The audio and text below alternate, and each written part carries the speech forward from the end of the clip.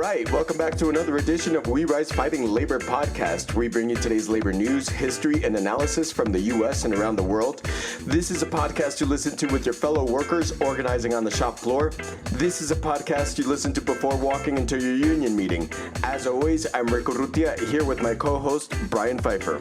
Hey, what's up, everyone? As usual on our shows, Brian is going to kick things off with giving us an update on solidarity efforts with Palestine. So labor and student solidarity efforts with Palestine. From there, he's also going to cover most of the labor news for tonight. He's going to talk about the Postal Workers Union, news coming from them, the Machinists that are on strike in Milwaukee, a union victory for teachers in Madison, Wisconsin, and also the University of Pittsburgh staff that recently joined with the United Steelworkers Union. So he's going to bring us all of that.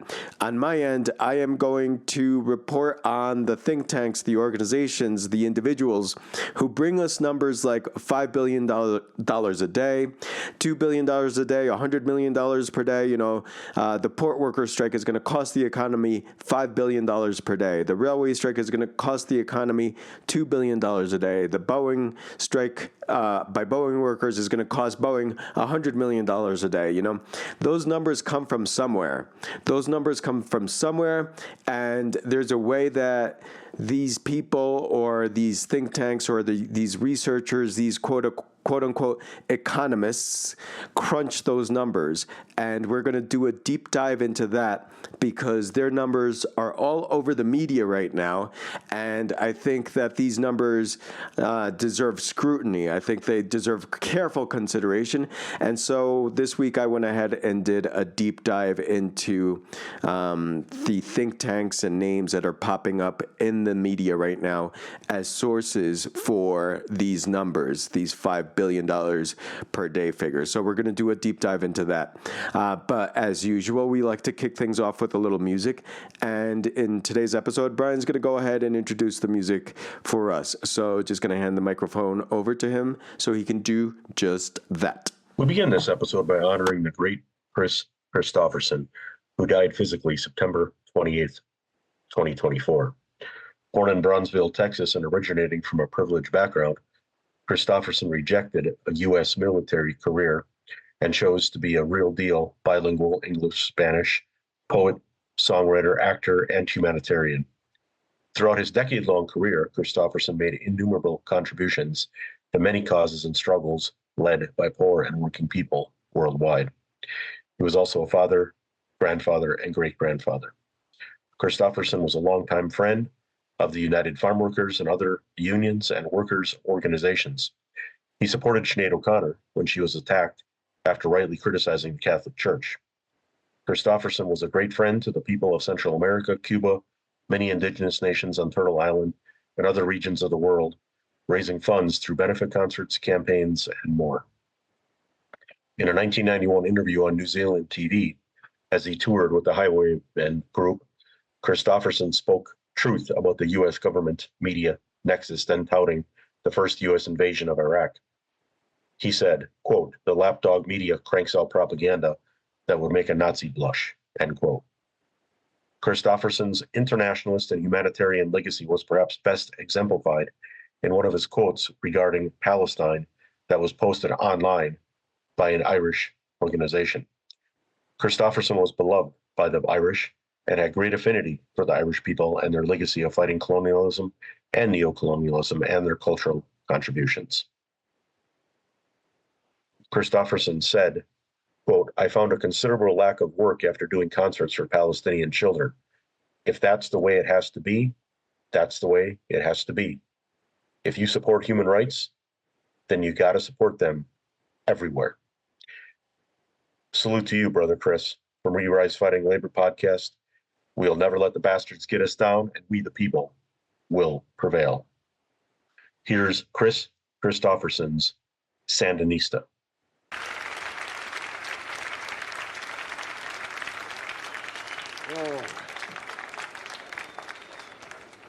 Well, down in Nicaragua, the Sandinistas finally overthrew the brutal dictatorship of Somoza, who was supported for some 30 years by the United States again.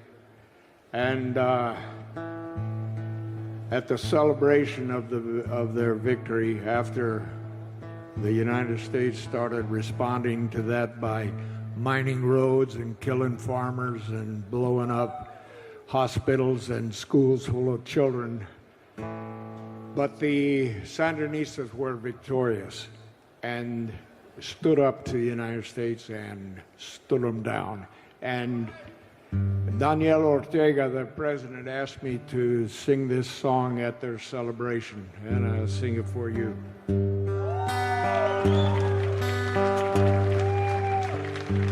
Sandinista, you can hold your head up high.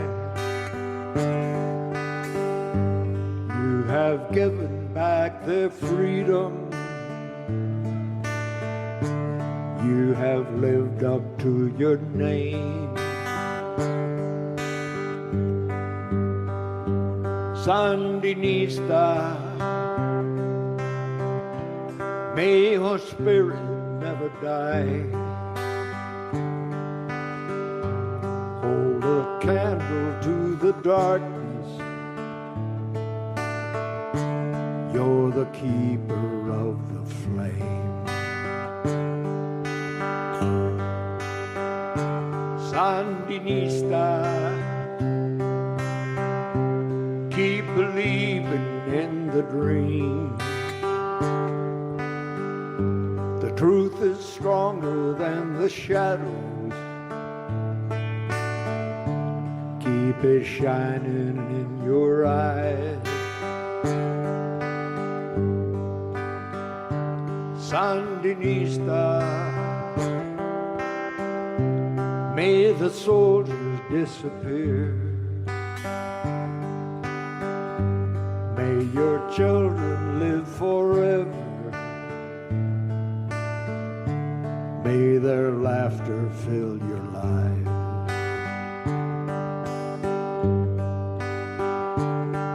Sandinista, las fuerzas de la oscuridad nunca pueden extinguir la puridad de tu llama revolucionaria. Con su terror y sus mentiras, con su dinero y sus máquinas, el amor caliente en tu corazón, la libertad en tus ojos, son fuerzas más poderosas que las armas de la guerra.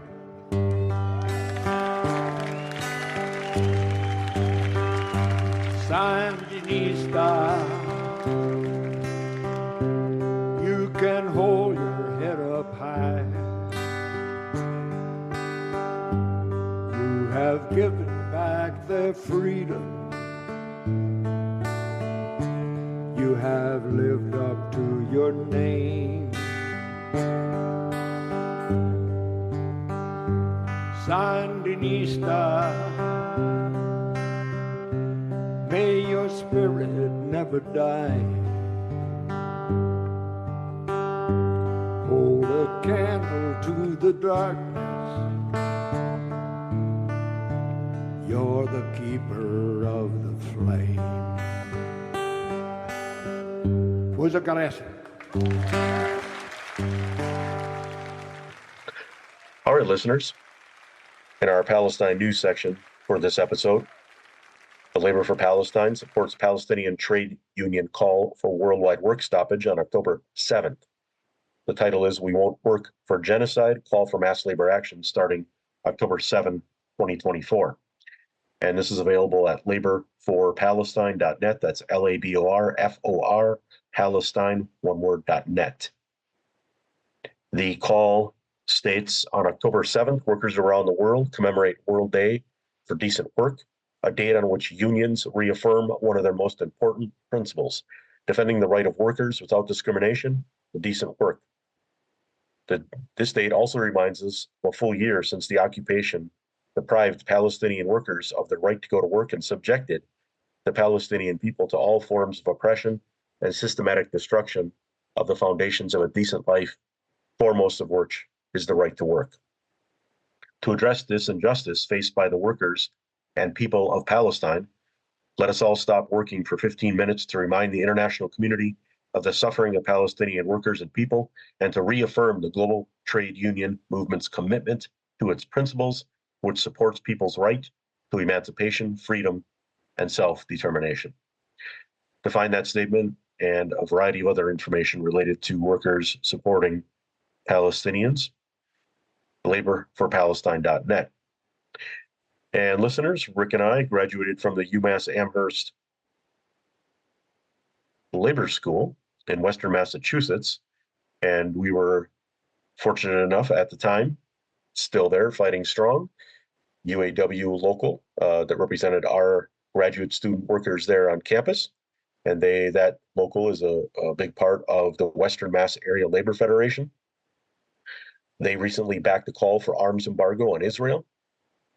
The Western Mass Area Labor Federation in Massachusetts has endorsed a letter sent to President Joe Biden calling for a weapons embargo against Israel to end the U.S.-backed genocide in Palestine.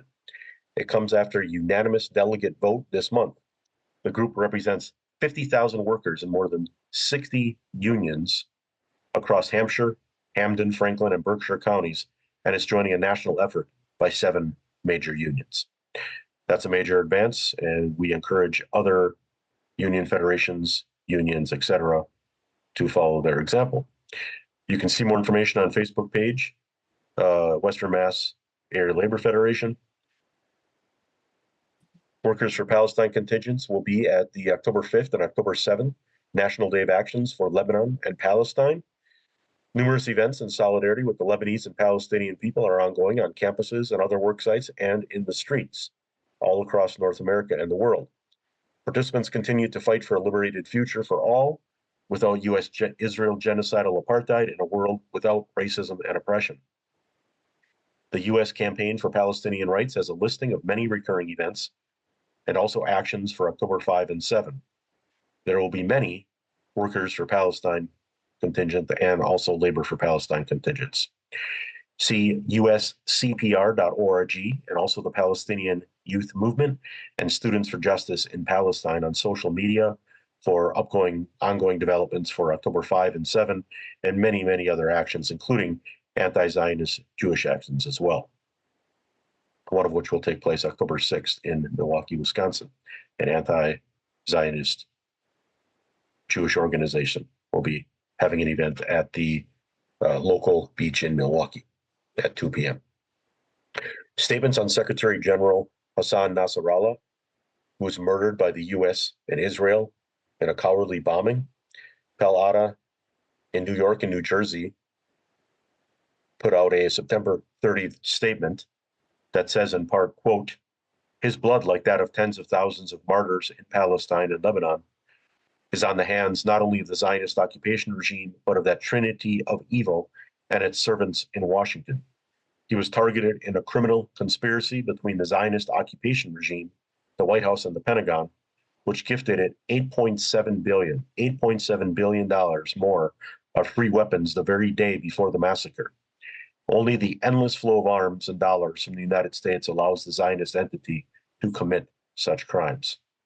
The Secretary General joins the ranks of so many people's leaders targeted by the enemy over the decades: Patrice Lumumba, Dr. Martin Luther King Jr., Che Guevara, Fred Hampton, Ghassan Kanafani, Salvador Allende, Abu Ali Mustafa, Sheikh Ahmed Yassin, Qasem Soleimani, Ismail Haniyeh, and many more.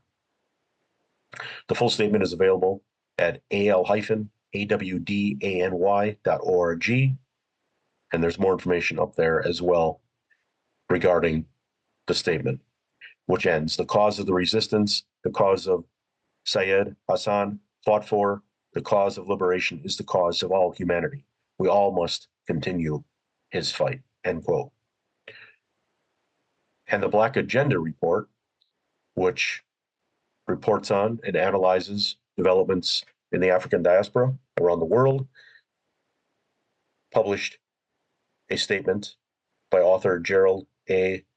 Herrera on October 2nd, and a paragraph from his statement states, "At this time, we must reject the enemy's propaganda to divide us, to make us lose confidence in the resistance, and especially reject all forms of cynicism and despair promoted by the corporate media and corporate social media.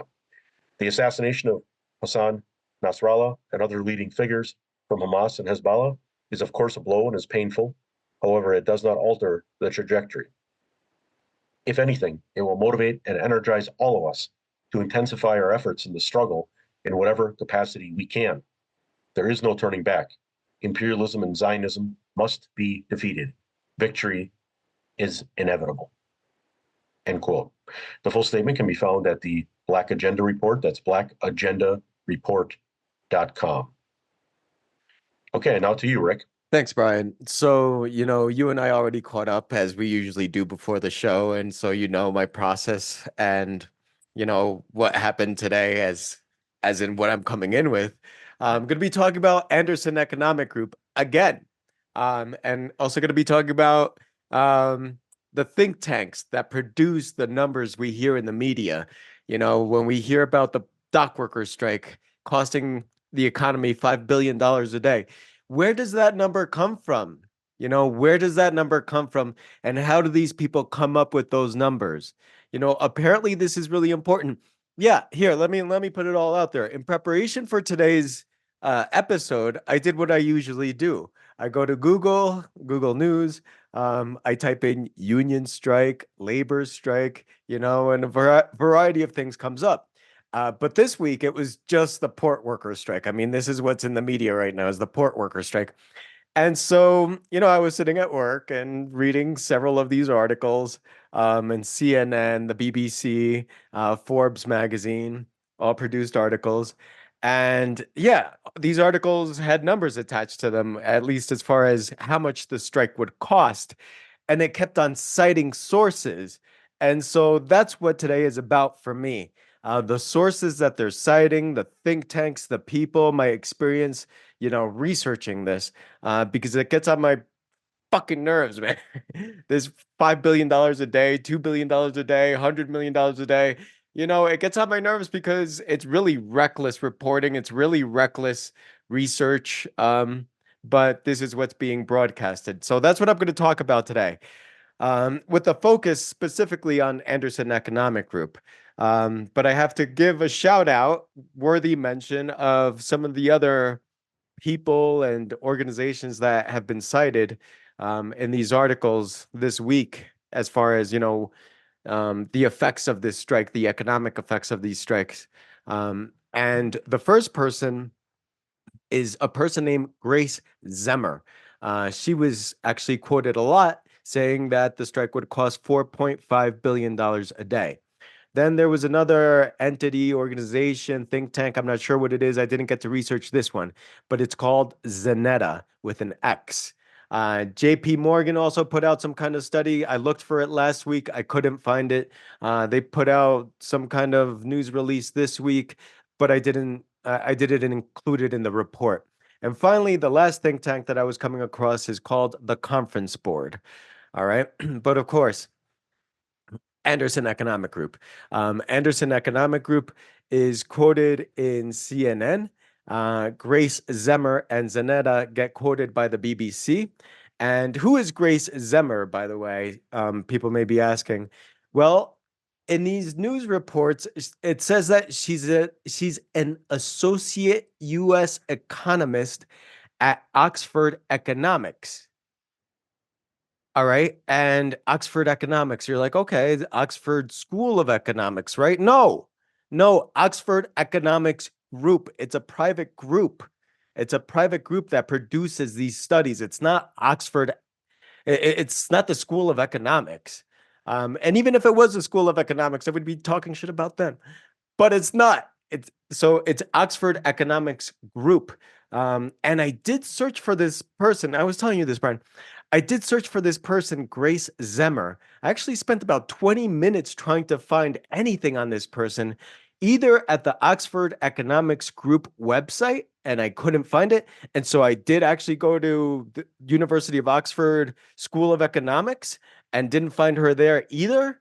So, as I was saying to you, Brian, it strikes me as really strange that someone who is so quoted in the media about this right now, who said it's going to cost the economy $4.5 billion a day, I find it really strange that someone who's all over the media, I can't find even a profile on her, can't find her email, can't find anything on this person.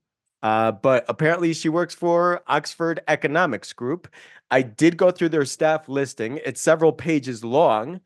I also went to the Oxford School of Economics staff listing. Wasn't there. So I don't know what to tell you all about this person, but this is one of the sources that's being highly cited as far as the cost of this strike. So, Forbes quotes Grace Zemmer, J.P. Morgan, and the conference board. And yeah, it's just difficult to get information on how these organizations and these people come up with these numbers. But of course, if you're a regular listener, there is one organization that keeps coming up here, and that's Anderson Economic Group. And at this point, I think it's just personal, man. They just get on my nerves. Patrick Anderson, I just want to punch him in the face. So we're gonna get into what they produce, because they actually produce the report with the most quote unquote substance. So we're gonna read a little bit from there, and then kind of segue and talk about the port strike a little more. So what did Anderson Economics Group report? Well, they released a report called ILA Strike Against Ports Along East and Gulf Coasts, Potential Week, something like that. And you can find this on their website, which is andersoneconomicgroup.com. And the body of the report reads as follows.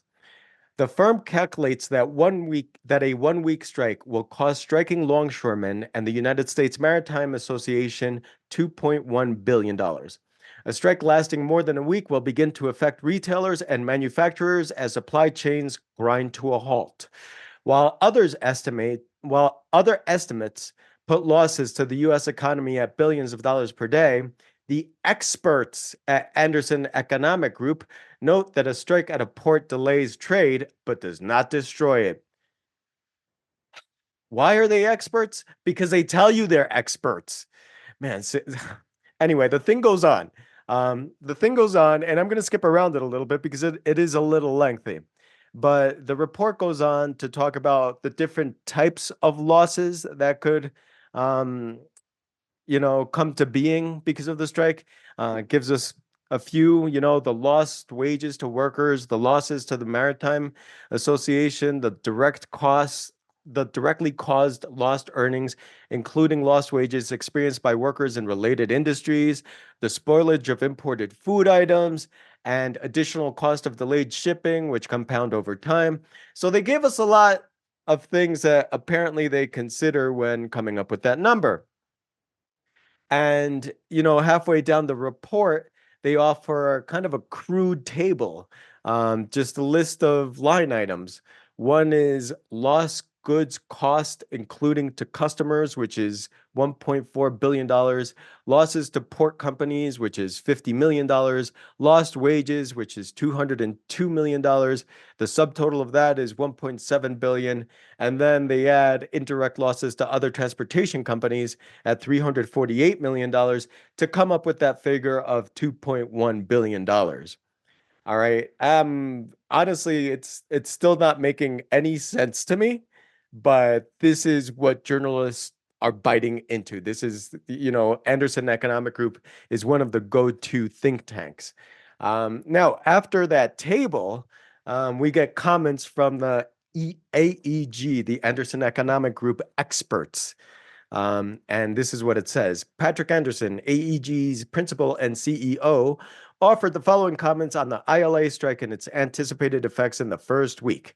And this is the quote that he's providing. The pending strike against ports will affect a significant share of the trade in goods flowing into the United States, but a short strike will not hurt most consumers. Shippers have been anticipating the strike for months, and we expect retailers and their customers to avoid much of the potential costs of a disruption by substituting for available supplies. And they offer one more quote, and it goes as follows, quote, Contrary to exaggerated claims that losses will equal more than $1 billion a day, we find the likely cost of a strike in 2024 to be similar to what happened in 2002. Significant lost wages for port workers, but a relatively modest effect on the U.S. economy as a whole. All right.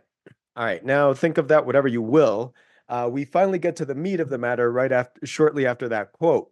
And the meat of the matter is the methodology. In other words, how they crunch those numbers, how they come up with these numbers that they put out to the media and that the media blasts and, basically craft the narrative for the strike.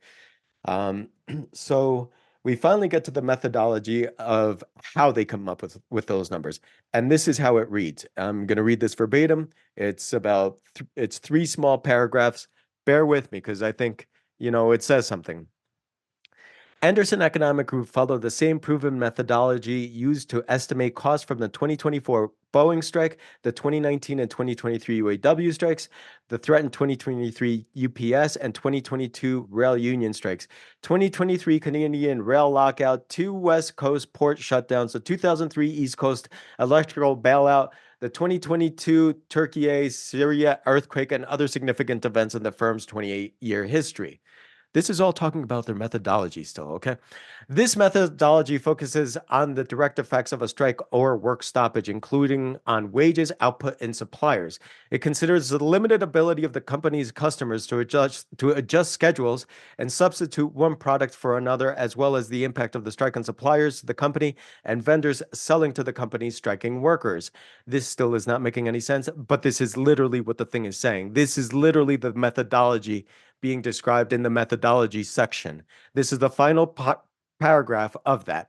This methodology was calibrated by comparing recorded losses in GDP and earnings in affected states after major past events.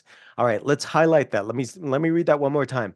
This methodology was calibrated by comparing recorded losses in gross domestic product and earnings in affected states after major past events. For example, after the 2019 UAW strike, Anderson Economic Group compared their earlier estimates with later reported GDP in Michigan, Ohio, and the U.S. Further evidence of the firm's accuracy showed up in accounting losses reported by General Motors in early 2020. Now, I have no idea. I have zero idea. I've been doing this stuff for a minute. I'm not a rookie. This is my first day looking at numbers like this. This is my first day looking at economic questions and economic reports and methodologies. I'm more confused than anything by their description of their methodology. I'm more confused, if anything, by the table they offered. All this stuff is just begging more questions. All right. And for clarification, for any listener that may need this, it talks about how the methodology was calibrated by comparing recorded losses in the gross domestic product and earnings in affected states after major past events.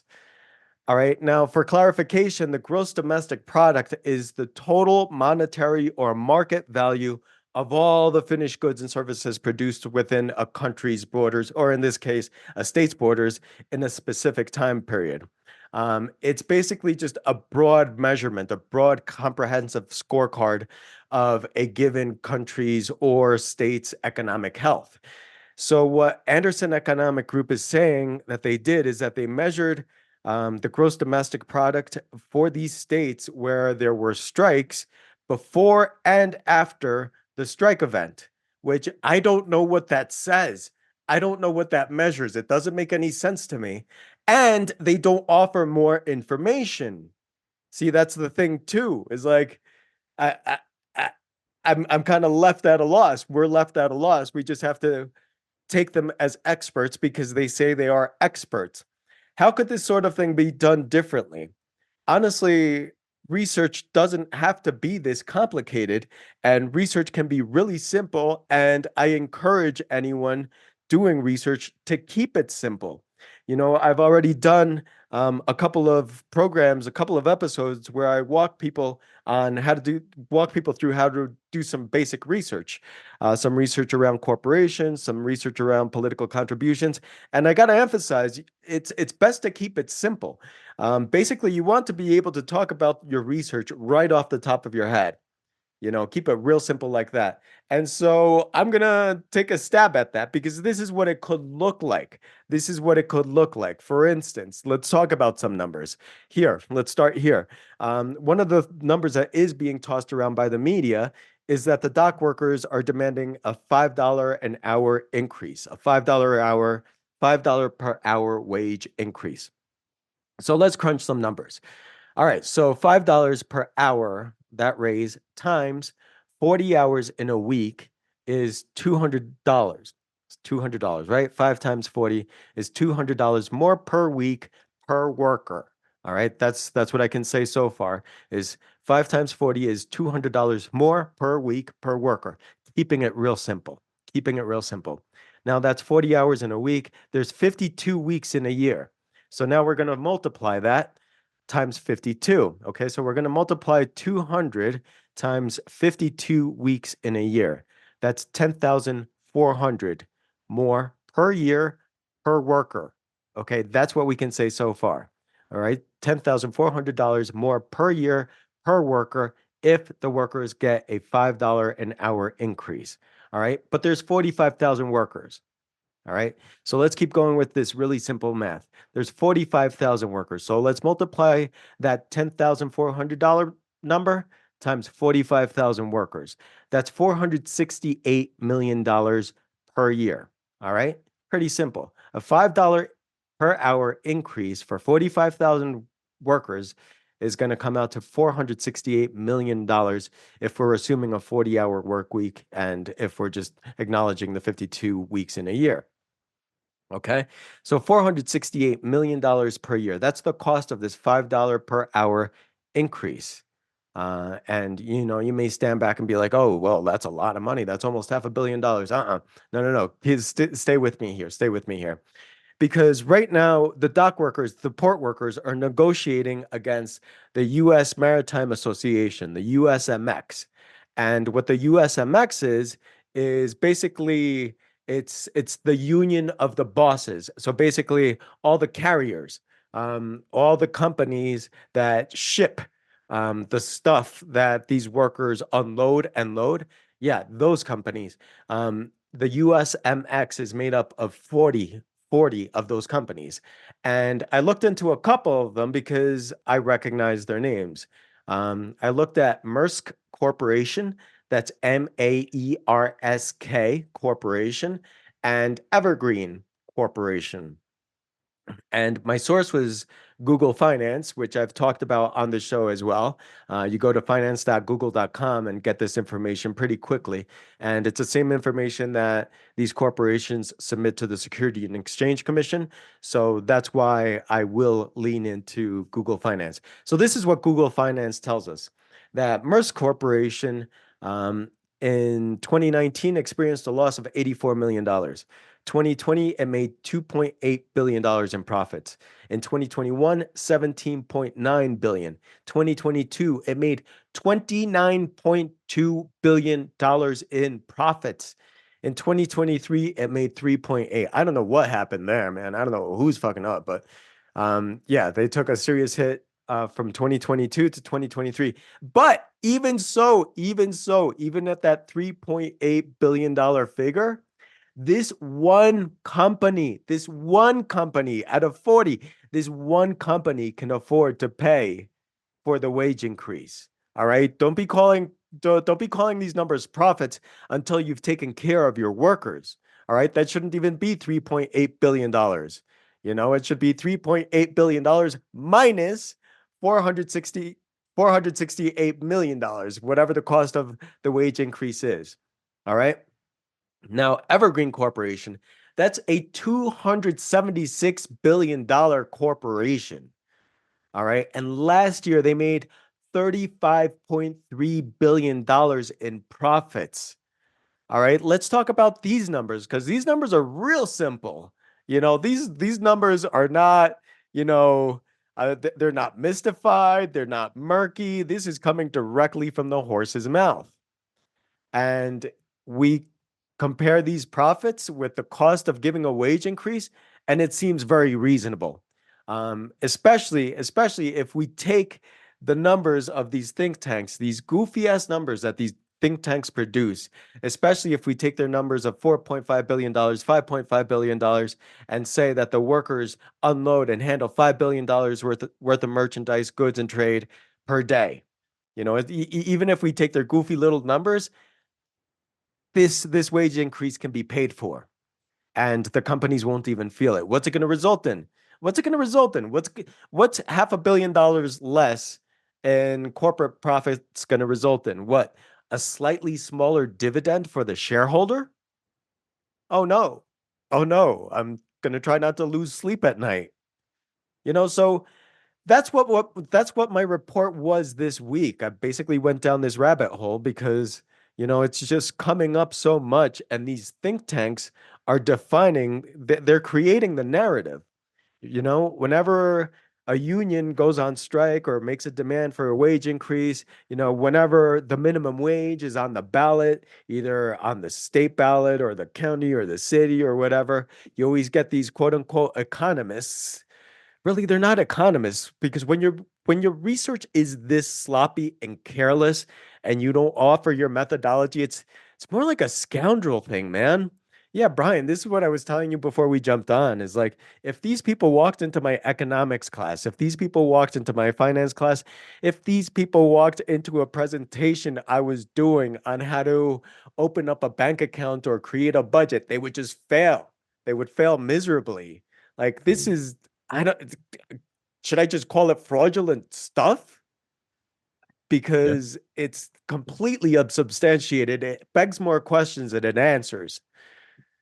So I just want to report on that, because these are such loud voices in the media with regards to the strike. It's going to cost the economy X billion dollars. Like, what does this see?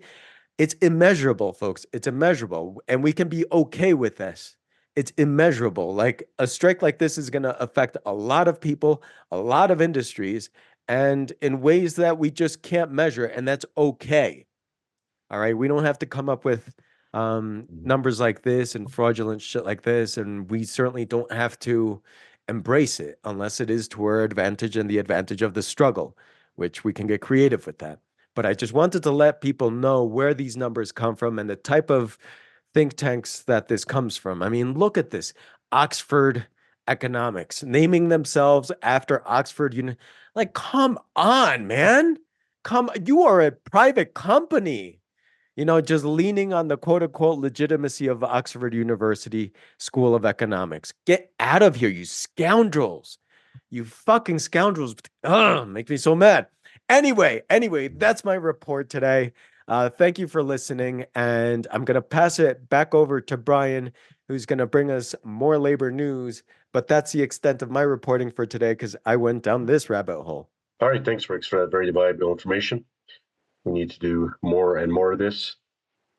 The research that you do is extremely valuable. We already heard from somebody this week. They appreciated the corporate research episode that you did.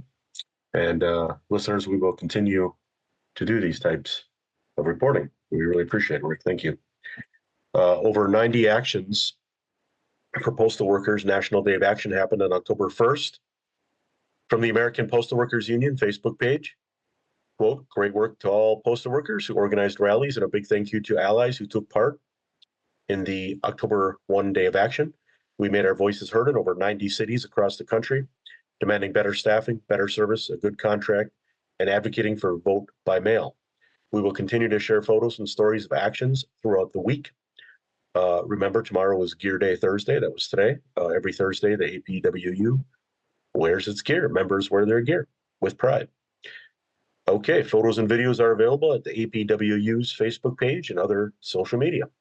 So we send well wishes to the APWU and demand the firing of DeJoy, who is attempting to carve up the Postal Service and privatize it. And we will not stand for that.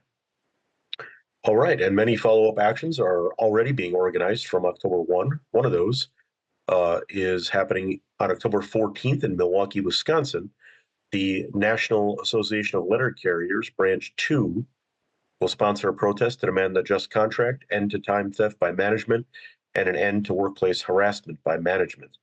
And those are specific issues for the NALC, but also many branches and locals across the country in the letter carriers, the APWU, have many similar issues that are taking place. So solidarity to them and to the Milwaukee folks on October 14th.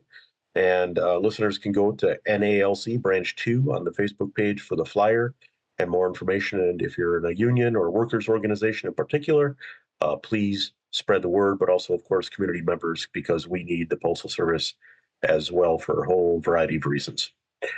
All right. Also in Milwaukee, there's a strike going on right now as we speak by the Machinists. Machinist Lodge 66 are striking at Miller Coors in Milwaukee. The unit of 42 machine repair techs have been on strike for a fair contract. The major issue in the strike is control of work schedule and work-life balance. The company wants to remove limits on forced early, late, and weekend shifts. The company has reduced the number of machinists over the past several years through attrition, and now they're trying to force the remaining workers to work longer hours and weekends instead of hiring more staff. Workers and community members are encouraged to support the picket. They are out on the line from 7 a.m. to 4 p.m. this week, but they will have picket shifts next week to cover 7 a.m. to 5 p.m. They picket along State Street from the Visitor Center up to 37th and Highland in Milwaukee in front of the corporate headquarters of Miller Coors, and park on the public streets and not in the visitor lots. For photos and videos of the strike, see the Milwaukee Area Labor Council and Machinist Lodge 66 on social media. There's a variety of photos there and videos, and of all things that we report, strikes and other direct actions from unions. Listeners, we ask you to share those out because that gives a lot of hope and encouragement to workers. It also lets the bosses know that there's a lot of support in the community for the workers on strike. In a development in Madison, Wisconsin, teachers prevail in a union election at Toad Hill Montessori Incorporated. On October 2nd, teachers and staff at Toad Hill Montessori Incorporated in Madison, Wisconsin voted 12-3 in favor of representation by the Office of Professional Employees International Union, Local 39. And listeners might remember we interviewed the president on We Rise Fighting a few episodes ago. Toad Hill Montessori Incorporated offers individualized and nature-based education to children from infant to elementary age. There are currently around 70 children enrolled. This National Labor Relations Board certification vote ensures that management must begin negotiating a union contract with workers at the school's 3 locations, which include Blooming Grove Montessori, Toad Hill Toddler House, and Toad Hill Children's House. The union's goals include improving the quality of education for students, job protections, decent pay, and improved benefits such as health insurance and time off. After requesting and being denied voluntary recognition by management, THMI teachers carefully prepared to win the election through outreach with parents and the community. In the meantime, workers experienced a barrage of anti-union emails and messages from the employer, who retained the union-busting law firm Jackson Lewis. That's union-busting law firm Jackson Lewis, remember that name, as representation. Now that their union is recognized by the NLRB, workers hope that management will begin to bargain in good faith. For more information, you can go to opeiu39.org or opeiu local 39 on Facebook. All right, and a huge development for labor, organized labor in the United States, North America. The University of Pittsburgh staff vote to join the United Steelworkers Union. This is a major development that all workers we would suggest to pay attention to and study. It was a years-long campaign. University of Pittsburgh staff members voted on September 27th to become members of the USW, the Steelworkers. Quote, staff at Pitt have finally achieved what all workers deserve, a collective voice and the ability to take part in decisions that affect our work. It's been a long road, but ultimately our solidarity carried us through to this historic moment, said Emily Ruland, a global communications strategist in the University Center for International Studies. And this is coming from a press release by the USW that was put out on September 27th. The release continues. The Pennsylvania Labor Relations Board, the university's public sector, held a mail ballot election over the past several weeks for the staff members. A strong majority voted in favor of joining the union. The roughly 6,300 workers, that's right, listeners, 6,300 staff workers will become part of the 850,000 member USW, one of the largest unions in North America, which has its headquarters in Pittsburgh. About 3,000 faculty at Pitt unionized with the steelworkers in 2021. Bernie Hall, district director of the USW District 10, this win belongs to every staff member who stood together for a stronger, more inclusive University of Pittsburgh. He continued, when workers have a voice, the entire university thrives, from the classrooms to the community that calls it home. Approximately 2,100 Pitt graduate workers this year also filed for their union election with the USW and will vote once the Pennsylvania Labor Relations Board sets the schedule. For more information, see USW's social media and usw.org. This is quite an advance, Rick. This is well over 11,000 faculty, staff, and graduate workers at the University of Pittsburgh. Our hats are off here at We Rise Fighting Hats are to off. USW organizers. That's a tremendous accomplishment. Yeah, that's a big number. Congratulations. Yeah. And our friends at Unite Here are still on strike at various hotels across the country. You can go to Unite Here, listeners. The Facebook page and website has press releases and a variety of information. And also Unite Here Local 26 in Boston has a variety of strikes ongoing there, as well as other locations across the country. So those workers, we wish very well on the lines, and ask, of course, everyone to not cross any picket lines, to bring supplies to the picket lines. And if there's union halls of those Unite Here locals in a city that you're in, bring supplies down there, and you can go down and always ask them how you can help. If you have a local union you're a member of, try to get resolutions passed in solidarity that include financial donations. And there's also a variety of ways you can help, such as sharing the information on your social media. It's very helpful. All right, Rick, we'll leave it there for labor news today. I would just like to close up with back to your report on the strike at the ports by the ILA. We're in election season now, and there's many unions that are engaged in get out the vote campaigns, which is fine. We here at We Rise Fighting support the human right to vote. But also there's been things going on by some unions, such as state tours, such as in Wisconsin, where buses are being used by local unions, and a variety of other things are being used. And just wanted to see what your thoughts were, Rick, about in addition to that work, what could be done right now is our friends at Boeing and the Machinists, the Starbucks workers are bargaining, 45,000 strikers from Maine to Houston are walking the picket lines, and Unite Here workers at these hotels and other labor actions that we might not have heard of yet or are unaware of are happening. Quite an opportunity to use those buses and those supplies for GoTV, as well as to the picket lines. It's quite something. We were talking before the show, listeners, about why not take some of those buses down as flying squadrons to these picket lines, in addition to get out the vote, bring in supplies, bringing hotel workers to the strike, Starbucks workers to the strike, swapping t-shirts in solidarity, speaking at each other's picket lines. Transport could be used.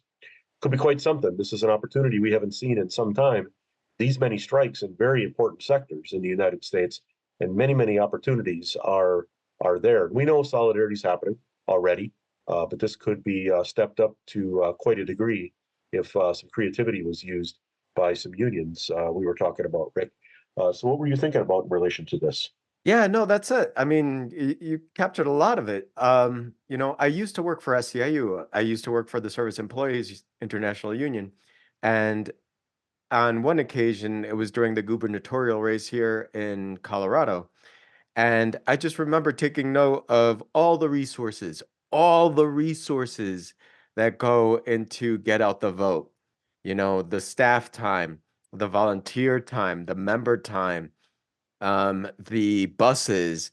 I remember SEIU had this thing called Barney, which was this like teleconference center, this like portable teleconference center. So, it could just like roll around to different cities and start making phone calls for get out the vote for different ballot initiatives or candidates.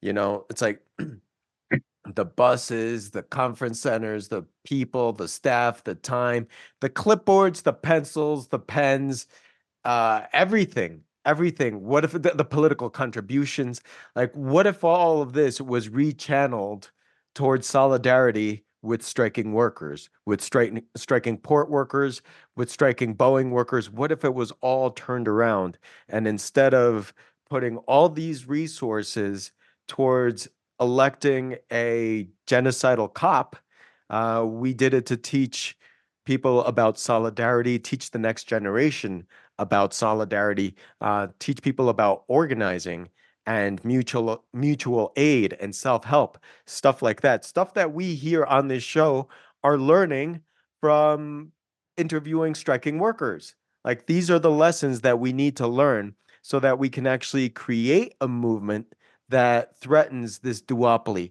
Otherwise, they're just going to keep on offering us things like Trump and things like Kamala Harris. Basically, which genocidal person do you want to elect? And here, my personal stance is I'm not touching that. I'm not touching that. I would rather do this podcast and have this be my political contribution to my community than go in and vote for a genocidal cop. And the fear of Trump isn't even a thing for me, because Trump being able to run in this election is the byproduct of so many years of concessions, political sellouts, bipartisanship, selling out social movements on behalf of Democrats and liberals. And that's what got us to a point where Trump could even consider running for office. So, no, I'm not going to partake in this. I'm not going to partake in this election. I'm not voting for either one. I'm telling y'all, this is what's going on in the labor world. 0.00002, 0.00002% of the U.S. workforce is on strike. That's 45,000 dock workers. And the media is coming out saying that it's costing the economy $5 billion a day. And although we've discussed how goofy that number is, it tells us this works. This rattles them. This concerns them because it's not business as usual. It's not profits as usual. This is unpredictable. This raises questions in the workplace. This raises questions about like CEO salaries. This raises questions about profits and how come we're not getting a just wage. This raises all types of questions about automation. This raises questions about ownership. Strikes raise questions. They're very instructive, educational, and dangerous things for capitalism because workers learn a lot on the picket line. And when they're successful, it emboldens other workers to do the same. So, for all these resources, for all the Barneys, for all the buses, the clipboards, the pens, the pencils, the phones, the chairs, the desks, everything, the time, to be funneled to a Kamala Harris campaign when the port workers 0.00002% of the economy is on strike, costing the economy $5 billion a day? No, absolutely not. That is completely misguided. And that's why this podcast exists, so we can point stuff like that out. So that's my thoughts on that, Brian. Thank you for raising this.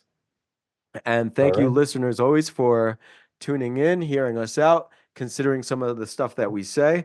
Y'all already know that we are on a somewhat irregular schedule, so we encourage you to just subscribe. Also like and share and post and talk about this podcast. We don't do commercials.